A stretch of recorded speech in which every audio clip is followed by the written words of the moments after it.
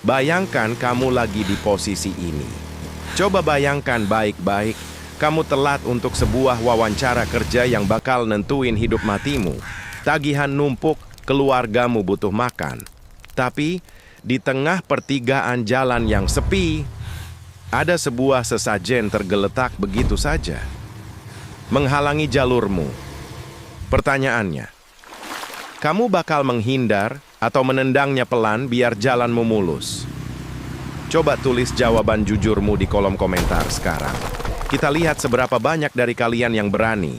Karena Bima, pria malang di cerita kita malam ini, dia memilih opsi kedua. Dan percayalah, harga yang harus dia bayar jauh lebih mengerikan dari sekadar kegagalan wawancara. Sore itu, langit Jakarta mulai memudar. Bukan senja jingga yang puitis dan indah, tapi warna merah pekat yang perlahan ditelan bayangan abu-abu. Waktu perlahan merangkak menuju pukul 17.50, waktu maghrib. Orang tua kita, kakek nenek kita selalu berpesan, kan? Saat maghrib, berhentilah beraktivitas. Tutup pintu, tutup jendela. Karena saat cahaya bersiap mati, pintu dunia lain sedang terbuka sangat lebar. Penghuninya mulai keluar dari sudut-sudut yang gelap. Tapi Bima, dia pria 34 tahun yang sudah lupa rasanya takut pada hal-hal mitos seperti itu. Kepalanya terlalu berisik oleh kekejaman dunia nyata. Udah 8 bulan dia nganggur, tidur nggak pernah nyenyak. Tiap malam cuma diisi dengan hitung-hitungan utang pinjaman online yang bunganya mencekik leher. Ditambah lagi, wawancara kerjanya hari ini hancur berantakan.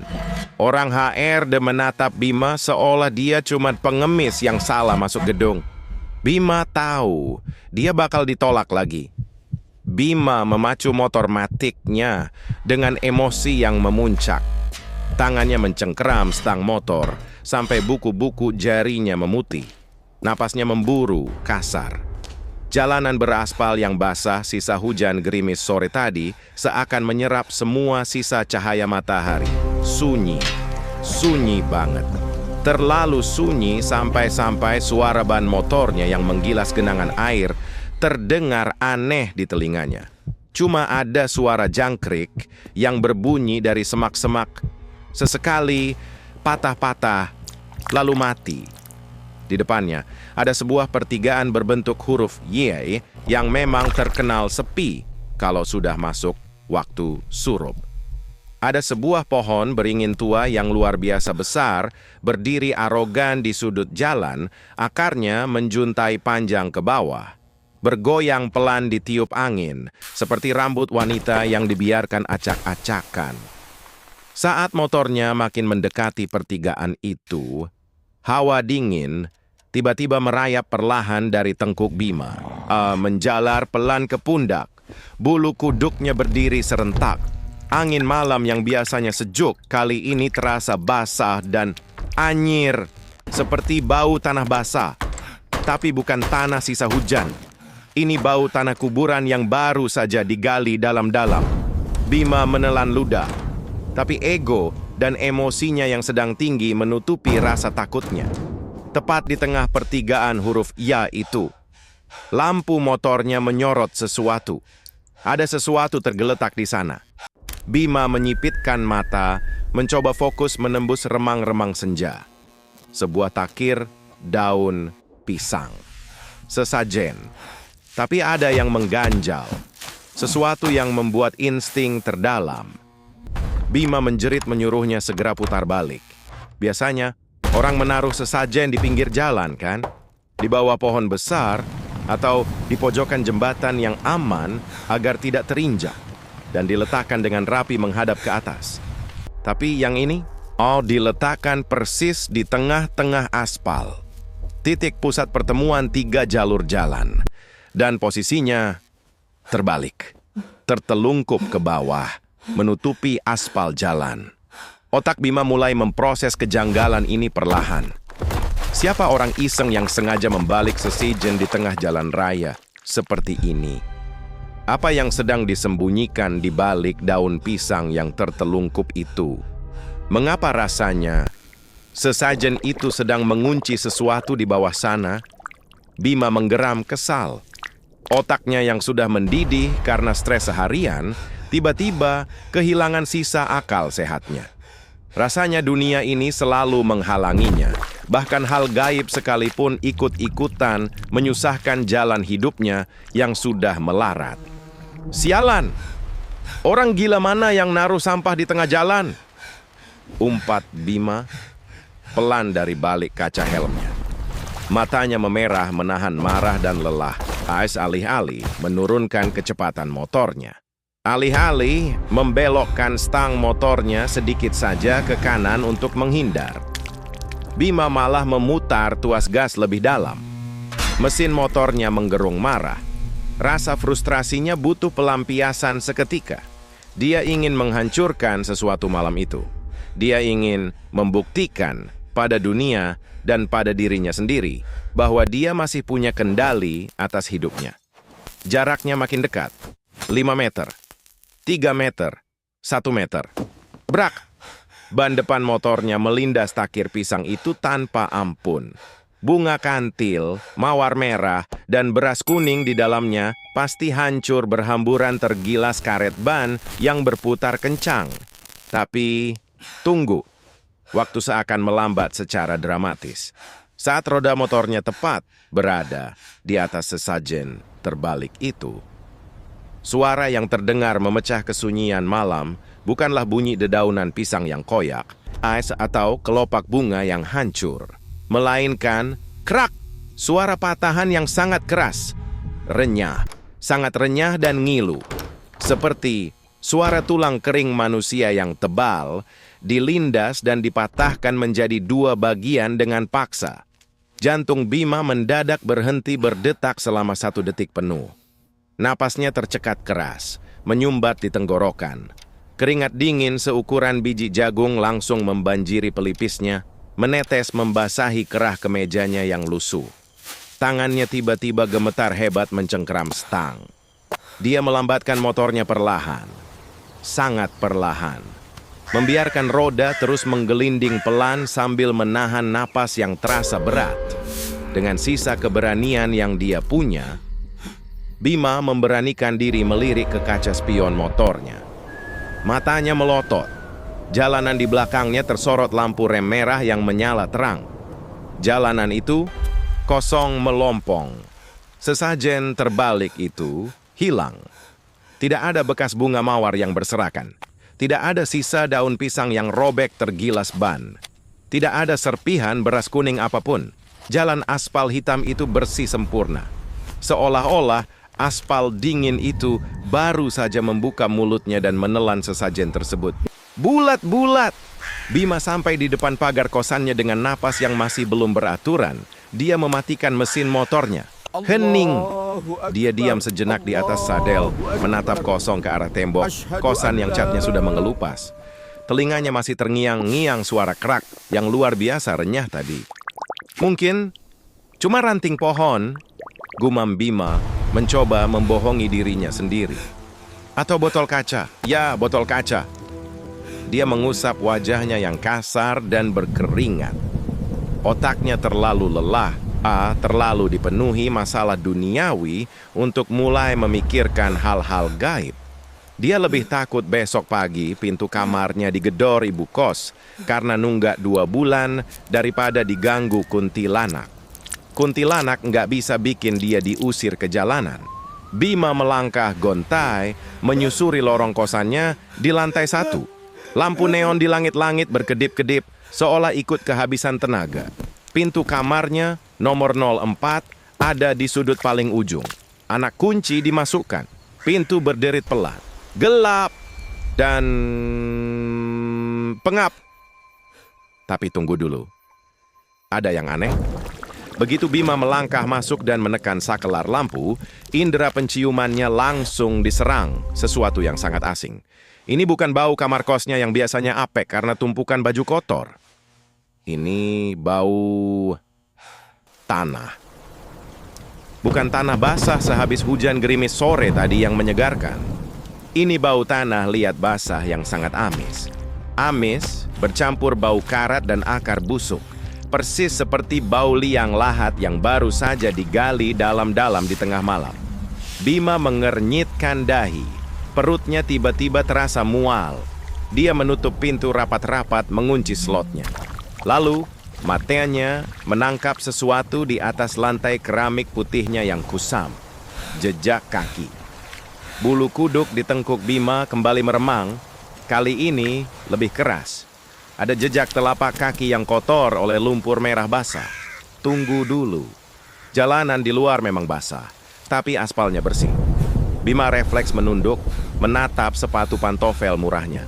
Sepatunya kering, cuma berdebu. Cuma ada sedikit sisa air kotor, tapi tidak ada lumpur merah tebal. Lalu, jejak siapa ini?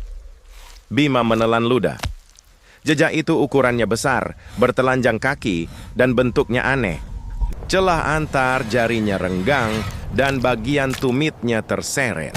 Jejak lumpur lengket itu bermula dari ambang pintu kamarnya, melangkah lurus ke arah kasur lantai di pojok ruangan, lalu hilang begitu saja di depan tembok. Seolah apapun yang masuk ke kamarnya ini berjalan menembus dinding beton. Jantung Bima memompa darah lebih cepat. Udara di dalam kamar mendadak terasa beberapa derajat lebih dingin. Level ketakutannya mulai merangkak naik. Paling, kucing kampung masuk bawa lumpur. Bima bergumam lagi. Suaranya bergetar. Dia mencoba sangat keras untuk tetap rasional. Dia mengambil kain pel kering, mengusap jejak kaki itu sembarangan, lalu memaksakan diri duduk bersila di atas kasur tipisnya. Dia membuka bungkusan kertas cokelat berisi nasi warteg yang dia beli tadi siang. Nasinya sudah dingin, telurnya sudah mengeras, perutnya keroncongan. Tapi selera makannya menguap entah kemana. Suasana kosan itu mendadak hening sekali. Terlalu hening.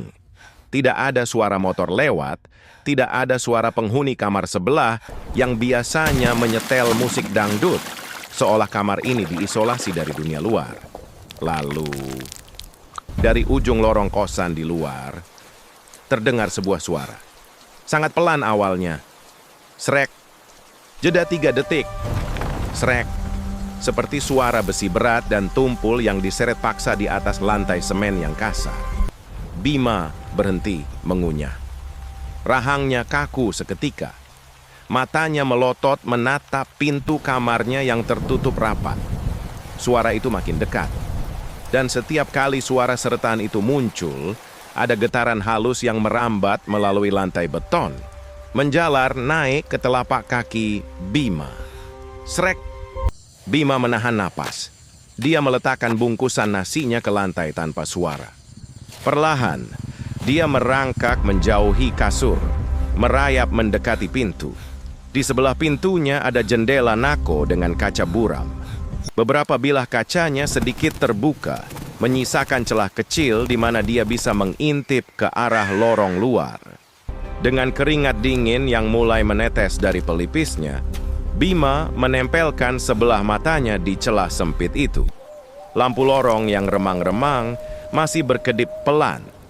Di sana, di luar kamarnya, sekitar 3 meter dari pintunya, ada sesosok bayangan berjalan sangat lambat. Seorang kakek tua. Pakaiannya berupa baju pangsi hitam yang sudah compang-camping, berlumuran noda tanah merah yang tebal dan basah.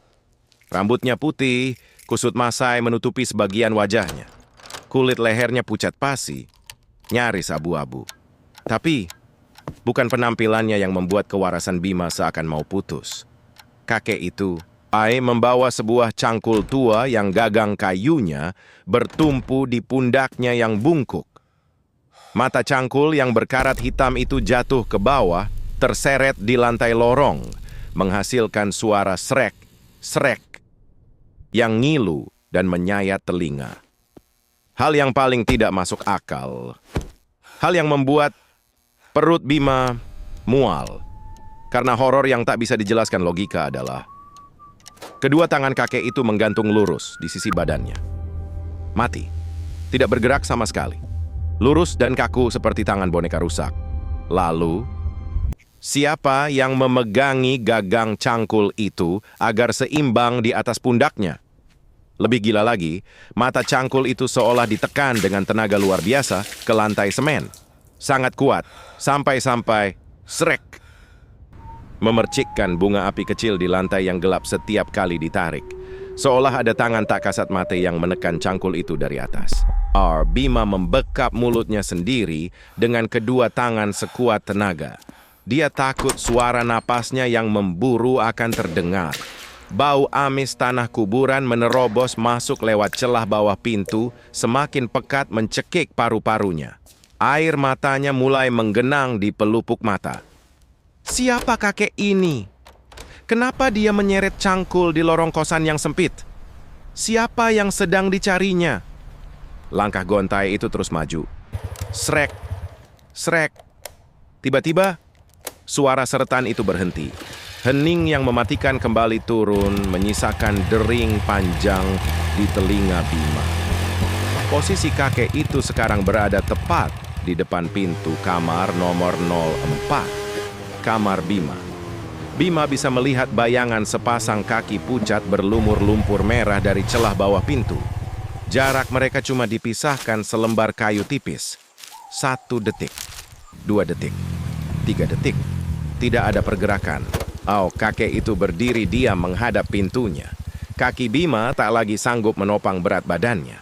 Sambil gemetar hebat, dia merosot ke belakang, berjalan mundur dengan pantatnya, menjauhi pintu perlahan-lahan. Dia meringkuk kembali di dekat kasur lantai, memeluk lututnya sendiri. Dia berusaha keras, tidak melihat ke arah pintu. Dia menunduk, menatap bungkusan nasi wartegnya yang terbuka, mencoba mencari sedikit saja jangkar kewarasan agar dia tidak gila malam ini. Napasnya masih tersengal. Jantungnya memukul-mukul tulang rusuknya. Hening. Belum ada suara lagi. Bima mulai merasa sedikit lega. Mungkin kakek itu cuma lewat. Mungkin itu makhluk numpang lewat yang tiba-tiba pluk. Suara basah yang berat memecah kesunyian kamar. Sesuatu baru saja jatuh tepat di tengah-tengah bungkusan nasinya. Mata Bima terbelalak. Dia menunduk lambat-lambat di atas tumpukan nasi putihnya yang mulai mengeras. Ada segumpal tanah merah, basah, amis, meneteskan air kotor ke atas lauknya. Dengan tubuh yang kini kaku bagai batu, Bima memutar lehernya, perlahan-lahan mendongakkan kepalanya, menatap lurus ke arah langit-langit kamar tepat di atas kepalanya. Bima mendongak perlahan, matanya nanar menatap langit-langit kamarnya yang terbuat dari triplex kusam. Di atas sana, tepat di atas kepalanya, ada sebuah noda coklat yang merembes dari balik triplex. Air keruh berbau karat menetes pelan dari noda basah itu. Tes, tepat mengenai ujung hidungnya. Coba pikirkan baik-baik. Tolong jawab dengan jujur.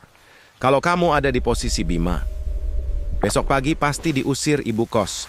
Dompet kosong melompong, tagihan pinjol mengancam sebar data. Perut lapar luar biasa, tapi nasi satu-satunya malah kejatuhan tanah kuburan. Apa yang bakal kamu lakukan? Nangis? Berdoa gemetaran di pojokan kamar sambil memeluk lutut? Atau meledak marah karena merasa semesta sedang menertawakan kemiskinanmu? Tolong tulis di kolom komentar ya. Karena jujur saja, perdebatan ini sering muncul. Tapi kalau menurutku, orang yang sedang sekarat karena kelaparan dan keputusasaan kadang jauh lebih nekat dari setan itu sendiri. Dan Bima, malam itu, memilih opsi kedua. Rasa takutnya yang sempat memuncak tiba-tiba tertelan habis oleh rasa frustrasi yang sudah membusuk di dadanya selama 8 bulan terakhir. Urat lehernya menonjol keras. Darahnya mendidih. Dia bangkit berdiri menendang bungkusan nasi berlumur tanah itu sampai berhamburan menghantam dinding kamarnya. Lalu dengan langkah lebar yang dipenuhi amarah, dia menghampiri pintu. Kunci slotnya ditarik kasar. Brak! Pintu dibanting terbuka lebar. Lorong kosan itu kosong melompong. Hanya ada lampu neon yang berkedip di ujung jalan dan angin malam yang berhembus membawa sisa bau tanah basah. Tidak ada kakek-kakek.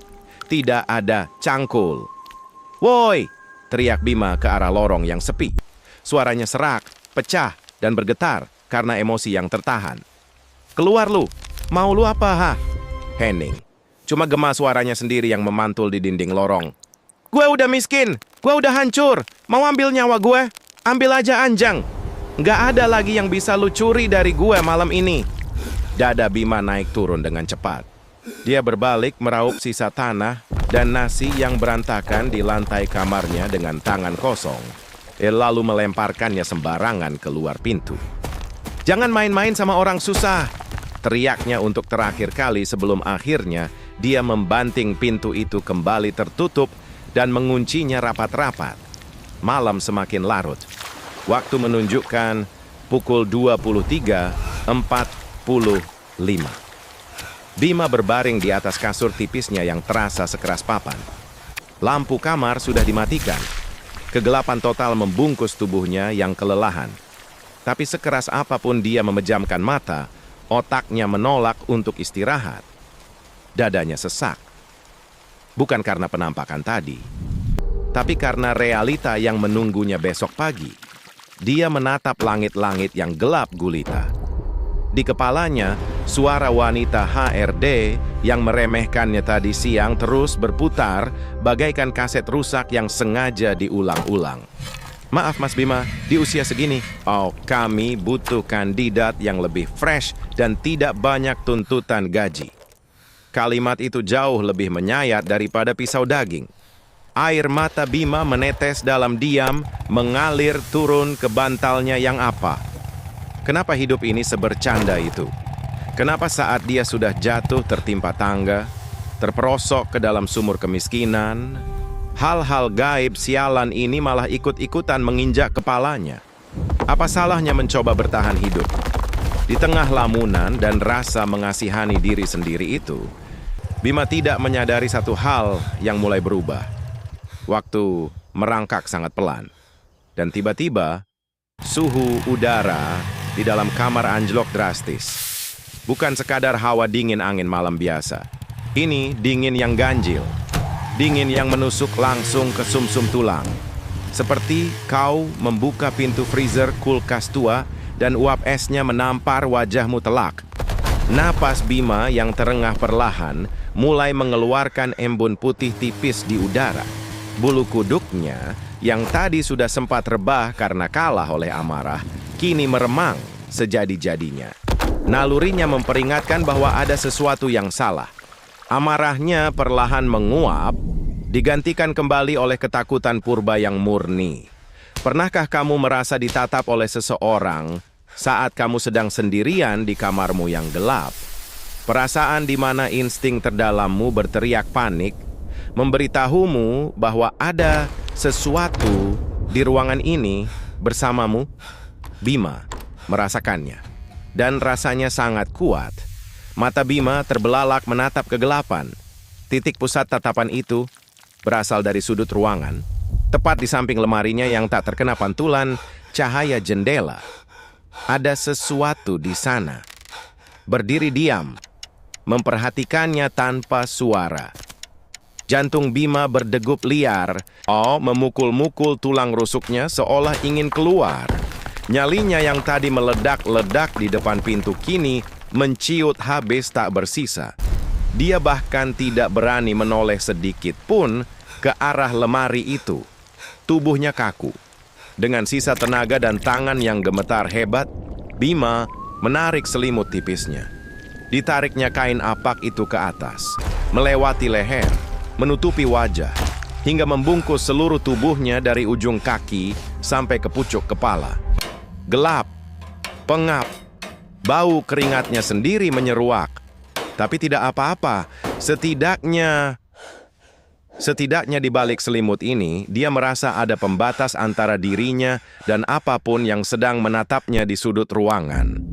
Dia memejamkan mata erat-erat, memaksa dirinya untuk memikirkan hal lain. Berdoa dalam hati agar pagi cepat datang.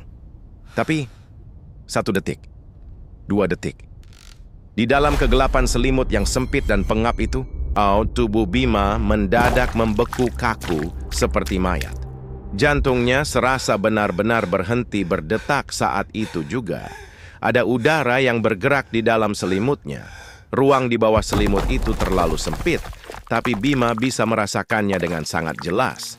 Tepat di belakang tengkuknya, hanya berjarak beberapa milimeter dari kulitnya, ada embusan napas yang luar biasa dingin dan berbau tanah pekat, menghembus pelan, merayap, dan membelai kulit lehernya yang merinding. Di dalam selimutnya, bersama dirinya. Coba, tahan napasmu sebentar. Bayangkan posisinya. Kamu bersembunyi di balik selimut tipis, berharap dunia luar menghilang. Tapi ternyata, teror yang paling kau takuti justru sudah ikut masuk ke dalam tempat persembunyianmu. Tubuh Bima membeku. Dia bahkan tidak berani berkedip. Matanya melotot lebar, menatap kegelapan di balik kain selimutnya yang apek. Di belakang tengkuknya, embusan napas dingin itu masih terasa. Teratur, lambat. Bau amis darah bercampur lumpur kuburan menyumbat hidungnya, membuat Bima ingin muntah saat itu juga. Tapi otot lehernya lumpuh total. Jangankan berteriak, untuk menelan ludah saja rasanya, pita suaranya terkunci rapat. Dalam keheningan yang mencekik itu, tiba-tiba muncul suara baru. Bukan dari arah pintu, bukan dari lemari di sudut ruangan. Suara itu berasal dari bawah, tepat di bawah punggung Bima yang berbaring di atas kasur lantai tipis. Fap. Suara logam berat menghujam tanah basah. Srek. Suara tanah yang diseret kasar. Fap. Srek. Bima bisa merasakan getarannya menembus lantai keramik kosannya, merambat melewati busa kasur tipisnya, dan langsung menghantam tulang punggungnya. Ritmenya teratur, konstan. Ada seseorang atau sesuatu yang sedang menggali tanah, dan galian itu tepat berada di bawah tempat tidur Bima. Kakek cangkul itu tidak sedang mencari siapa-siapa di lorong. Dia sedang menggali liang lahat, tepat di bawah tubuh Bima yang menggigil hebat.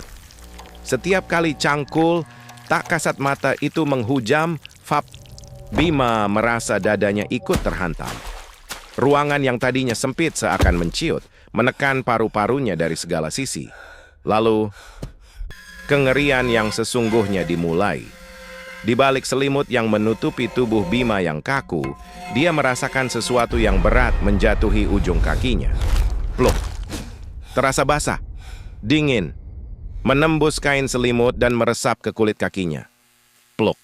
Satu gumpalan lagi jatuh di atas betisnya. Tanah. Tanah merah yang basah dan lengket mulai menimbun kakinya secara gaib di dalam selimut. Bima mencoba meronta, mencoba menendang selimutnya. Tapi kakinya tak bisa digerakkan. Beban tanah itu terlalu berat, mengunci pergelangan kakinya, seolah dia sudah separuh dikubur hidup-hidup. Pap, srek, pluk. Tanah galian itu terus bertambah, kini menimbun paha Bima. Air mata kepanikan akhirnya pecah dari sudut mata Bima. Dia ingin berteriak memaki seperti tadi sore, tapi mulutnya hanya bisa terbuka tanpa suara, megap-megap mencari udara di bawah selimut yang semakin menipis oksigennya. Pluk.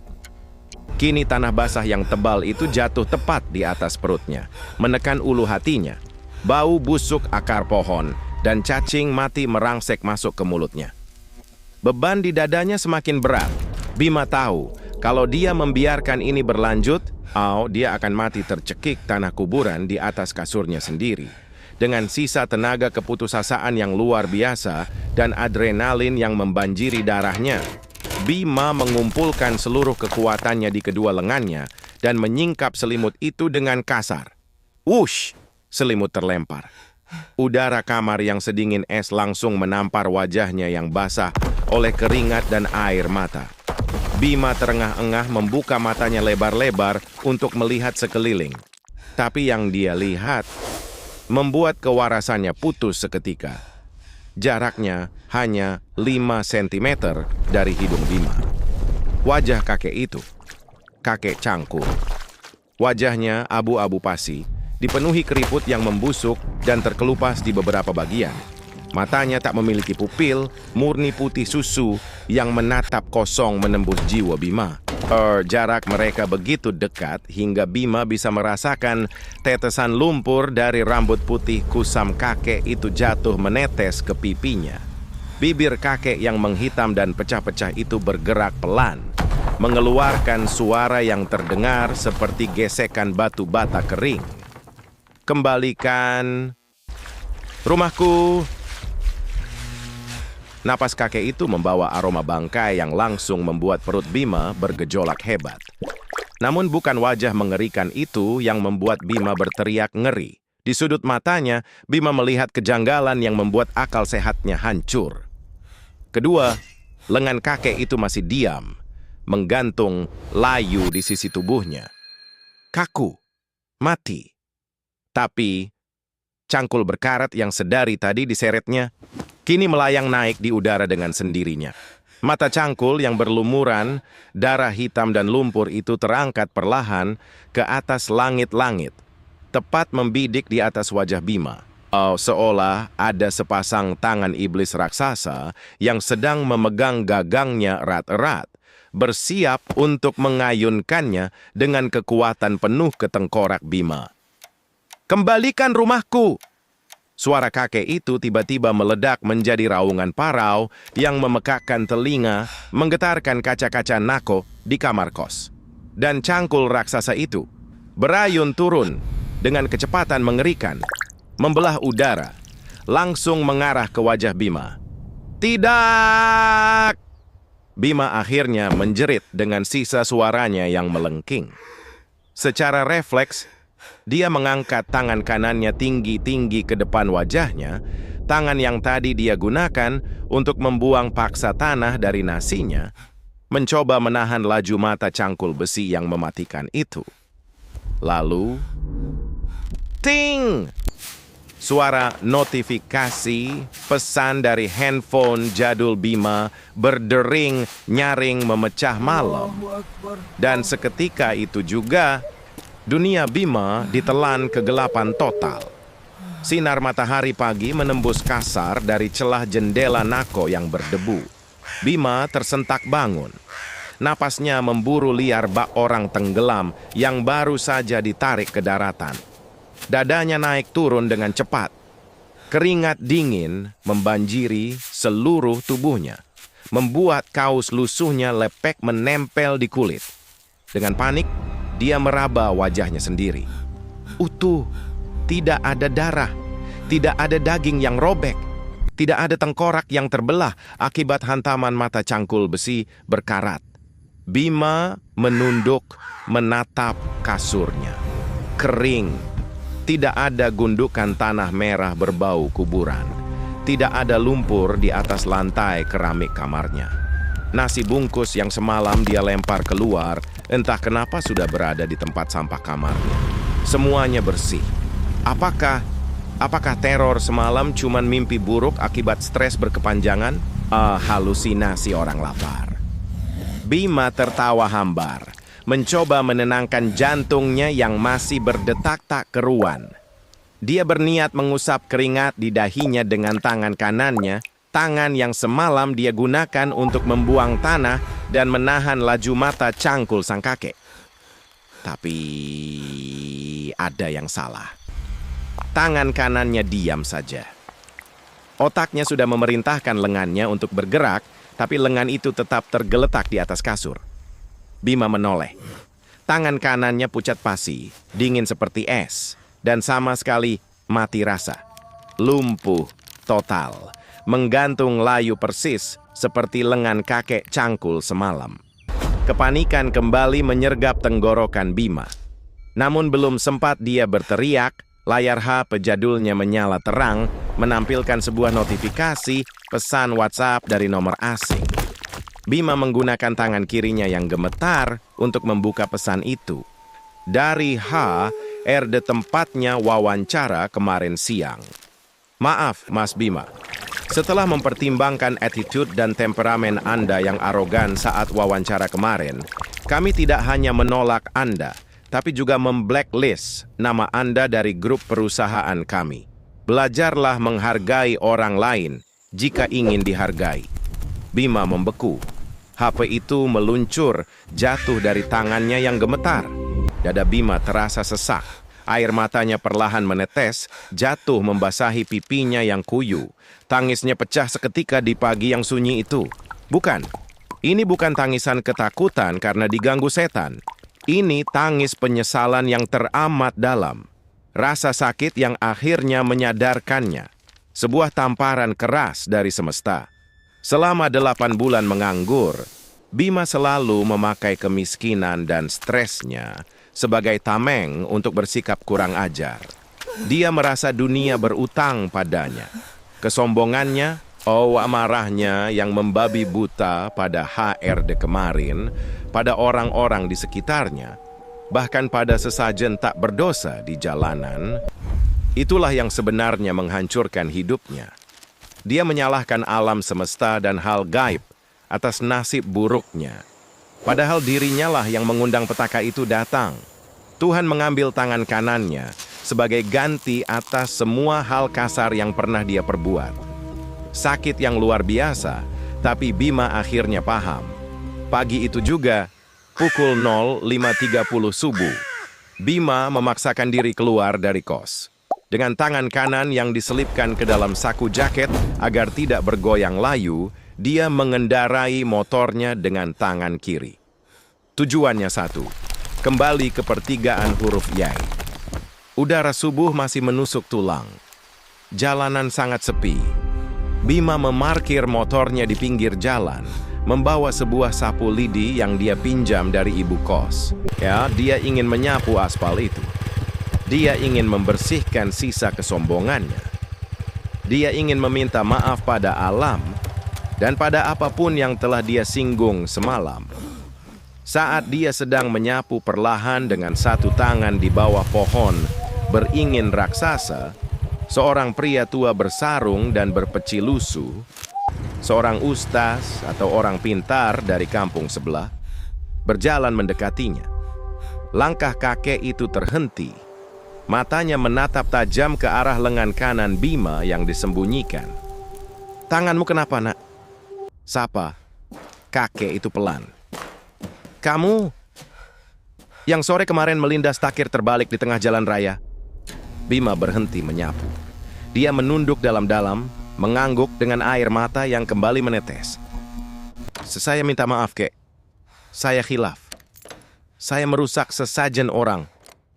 Kakek itu menghela napas panjang dan berat. Kabut pagi keluar dari mulutnya. "Nah, sesajen di pinggir jalan itu untuk menghormati leluhur," ucap kakek itu pelan, suaranya membuat bulu kuduk Bima merinding. Tapi sesajen yang diletakkan terbalik tepat di titik temu 3 jalan, itu bukan persembahan. Itu adalah segel. Mata Bima terbelalak lebar. Jantungnya berdegup kencang. Ada arwah penasaran kakek cangkul. Dia mati tertimbun tanah galiannya sendiri puluhan tahun lalu di daerah sini. Terus mencari rumahnya. Segel dari takir daun pisang itu menahannya agar tetap berada di bawah aspal. Waktu ban motormu melindasnya sampai patah, kamu membebaskannya. Napas Bima tercekat. "Lalu, tanah di kamarku semalam, dia mau menguburmu.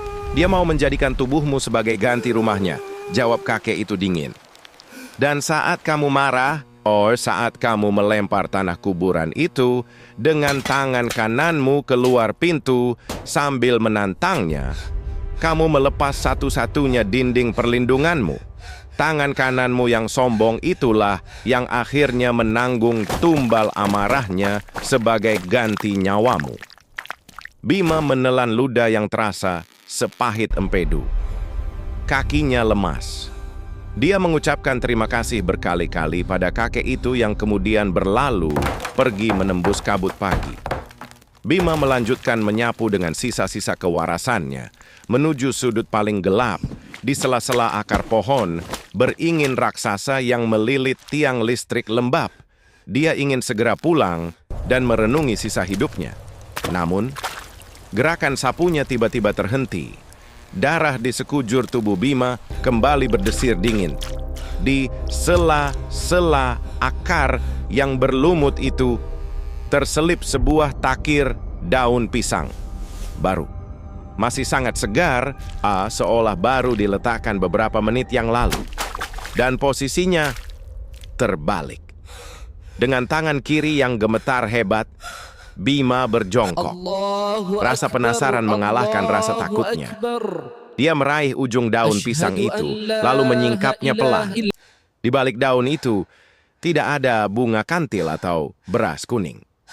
Yang ada hanyalah sebuah boneka kain lusuh seukuran telapak tangan, dibungkus rapat dengan kain kafan kotor berbercak tanah merah. Di bagian perut boneka kafan itu, tertancap sebuah paku karatan yang menembus secarik kertas kusam. Mata Bima melotot seakan mau keluar dari rongganya saat membaca tulisan bertinta merah pekat di kertas itu.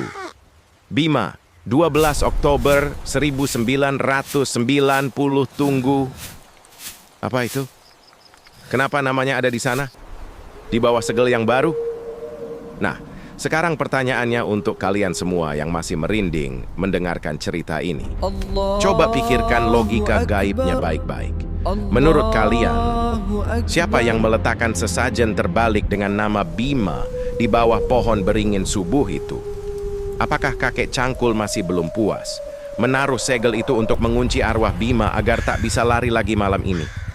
Atau jangan ada manusia hidup, entah HRD yang dendam atau orang yang pernah disakiti Bima, yang diam-diam sedang mengirim santet untuk menghabisinya perlahan. Coba tulis teori dan tebakan kalian di kolom komentar. Yang tebakannya paling masuk akal, bakal aku pin. Sampai jumpa di cerita malam Jumat berikutnya. Kalau kalian masih berani membuka mata,